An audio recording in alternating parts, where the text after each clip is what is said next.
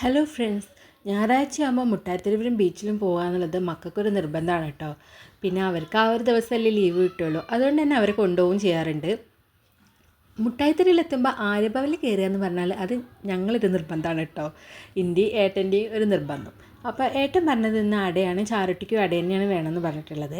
അപ്പോൾ ഞാൻ സാധാരണ മസാല ദോശയ്ക്കാണ് പറയാറുള്ളത്. അപ്പോൾ ഇന്ന് ഞാൻ വട മതി എന്ന് പറഞ്ഞിട്ടോ.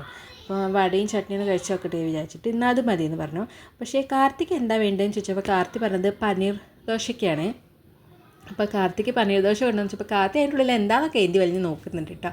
അങ്ങനെ ഇതാ ഏട്ടൻ അട തുറന്നപ്പോൾ അട കാണാനൊക്കെ നല്ല ഭംഗിയുണ്ട്. നല്ല തീനൊക്കെ കാണുമ്പോൾ തന്നെ നമുക്ക് കഴിക്കാൻ തോന്നും കേട്ടോ.